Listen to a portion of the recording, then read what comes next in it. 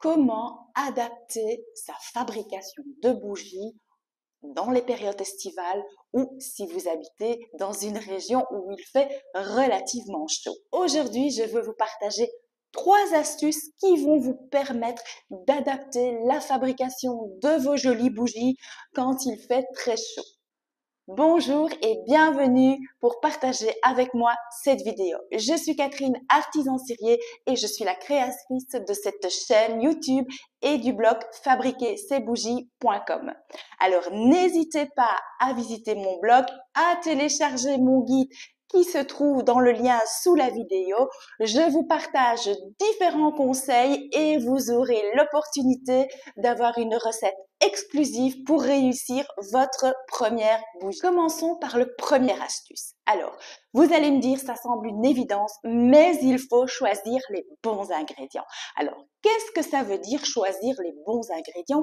Eh bien, tout simplement, c'est choisir la bonne cire, celle qui va réagir le mieux lorsque vous allez travailler sous des températures qui sont relativement chaudes et donc au-delà de 25 degrés.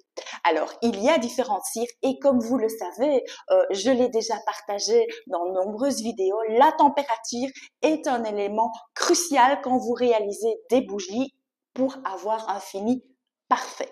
Alors, lorsqu'il fait 25 degrés à l'extérieur ou 25 degrés dans votre pièce, eh bien, il va falloir choisir une cire qui a un point de fusion. Je vous rappelle, le point de fusion, c'est la température à laquelle la cire va changer d'état. Eh bien, il va falloir choisir une cire qui a un point de fusion relativement élevé. De cette manière, elle va résister beaucoup mieux à la chaleur. Elle sera plus dure également et donc vous allez mieux la conserver et le brûlage durera plus longtemps. Alors, il existe différentes cires avec un point de fusion plus élevé. Je vais penser à la cire de colza, à la cire d'olive par exemple. Et là, vous allez pouvoir effectivement adapter votre production. Maintenant, si vous aimez continuer à travailler avec avec votre cire habituelle, il n'y a pas de problème. Vous pourrez ajouter des additifs. Alors, pour ça, il y a 3 additifs qui sont très intéressants. Le premier, c'est l'acide stéarique ou la stéarine. C'est un additif végétal que vous allez pouvoir ajouter à votre cire habituelle de soja, par exemple, à hauteur de 10 à 20%.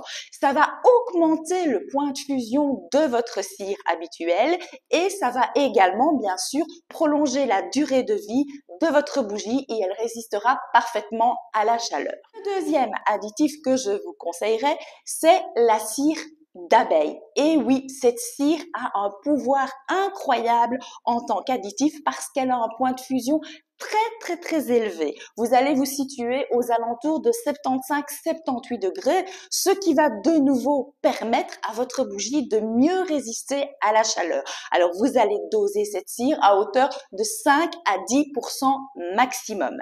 Le troisième additif, c'est la cire de carnauba.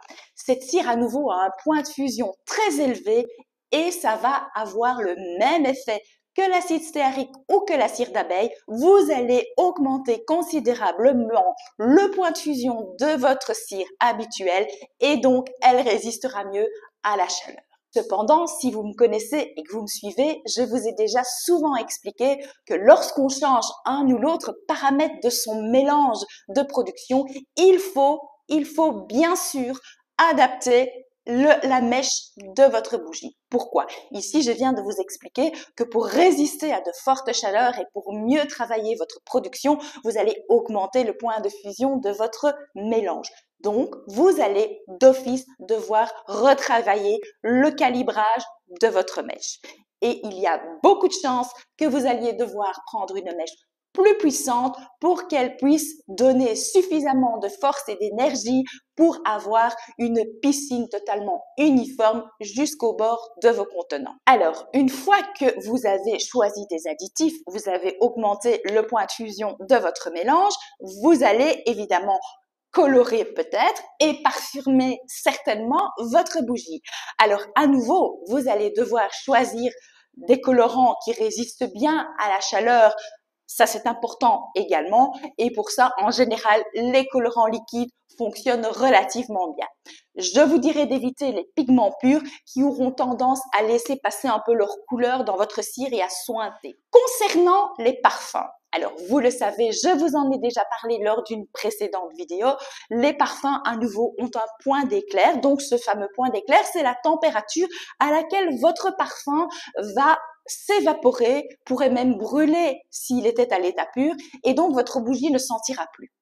Donc, rappelez-vous, si vous prenez une cire avec un point de fusion plus élevé, vous allez donc chauffer plus fort votre cire pour la rendre liquide, et donc vous allez devoir être prudent et choisir un parfum qui aura bien un point d'éclair supérieur à la température de fonte de votre nouveau mélange. Le deuxième astuce, c'est évidemment de travailler dans un environnement le plus adapté possible. Alors, si vous devez exceptionnellement changer votre atelier de place et peut-être le mettre dans le garage où il fait plus frais, dans une cave où il fait encore plus frais, éventuellement mettre un petit air conditionné ou un ventilateur. Attention, le ventilateur, évidemment, dirigé ailleurs que sur votre plan de travail, hein, c'est important, on doit éviter les courants d'air, mais effectivement, je vous conseille quand même d'adapter l'environnement de travail pour essayer de diminuer un maximum la température ambiante. Donc, un ventilateur aéré, changer d'espace, c'est le mieux. Autre chose, plus que jamais, vous allez devoir être précis et méticuleux avec la prise de température, donc à vérifier que votre thermomètre est efficace, fonctionne vraiment parfaitement. Parce que oui, je vous l'ai souvent dit, la température est l'élément crucial dans la réalisation de vos bougies, mais quand il fait très chaud dans votre espace de travail, il est encore plus important d'être vigilant sur la précision des températures d'exécution. Avant de vous donner le troisième astuce pour bien adapter la production de vos bougies en été, restez bien avec moi parce que à la fin de cette vidéo, je vais vous partager un tableau récapitulatif qui va vous donner toutes les équivalences en fonction de la température de votre pièce. J'ai testé pour vous et donc j'ai parfaitement adapté pour vous rendre service les températures idéales de coulage en fonction de la température de votre local de production. Nous voici déjà maintenant au troisième astuce. Lorsque vous avez terminé de produire vos bougies, que votre cire est coulée, vous avez bien respecté tous les conseils, toutes les températures, et bien de nouveau, il va falloir être patient 48 heures. Durant ces 48 heures, vous allez également devoir veiller à ce que la température qu'il y a dans votre espace de travail reste constante. Parce qu'effectivement, lorsqu'il y a trop d'écart de température pendant la cristallisation de la cire, vous risquez d'avoir de nombreux défauts de surface ou de parois sur vos contenants.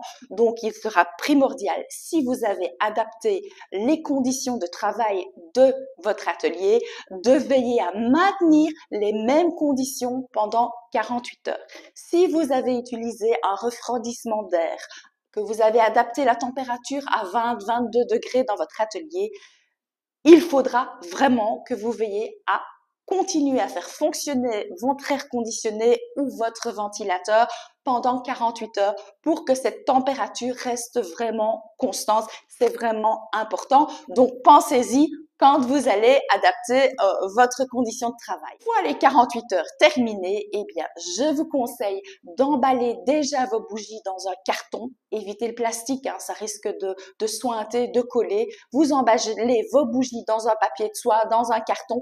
Vous les mettez dans une armoire à l'abri de la lumière, dans un endroit sec et, si possible, le plus tempéré. Et comme ça, vous allez maintenir votre production de bougies très longtemps. Vos bougies vont continuer à sentir bon pendant de longs mois et vous n'allez pas avoir de problème de perlage au-dessus de votre bougie. Elles seront beaucoup plus dures, plus solides, plus durables. Le dernier point va être le transport. Alors évidemment, en été, on consomme quand même des bougies, ça donne quand même de super ambiance sur les terrasses en soirée, etc. Donc forcément, vous risquez d'avoir des commandes ou vous risquez tout simplement d'en faire pour vous. Et donc, il va falloir faire attention, si vous avez des commandes, de veiller au transport. Un petit truc qui est très important, quand vous allez faire transporter votre bougie, expédier votre bougie, eh bien, vous allez bien entendu, comme toujours, bien l'emballer. S'il vous plaît, évitez les plastiques qui renferment la chaleur et qui se plaquent aux bougies. Mais surtout, vous pourriez mettre comme protection, plutôt que de mettre simplement du carton ou du papier chiffonné ou du carton chiffonné, exceptionnellement pendant des périodes d'été, eh bien peut-être privilégier la frigolite, ces petites boules, ces petites coquilles de frigolite ou carrément des petites plaques de frigolite qui vont quand même essayer de protéger la bougie de la température. Et le plus important, quand vous expédiez votre bougie, essayez de calculer le temps de transport.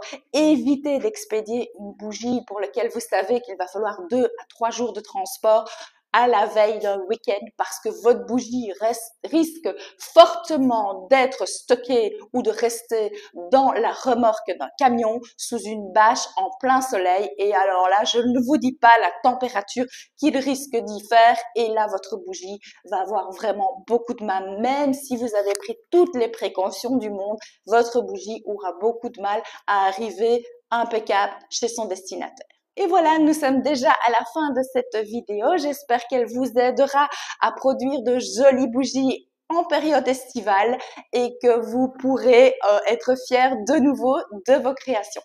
Alors, si vous appréciez mes vidéos et que celles-ci vous aident, eh bien, n'hésitez pas à me laisser un pouce et à vous abonner à ma chaîne. Et je vous dis à très bientôt pour une nouvelle vidéo.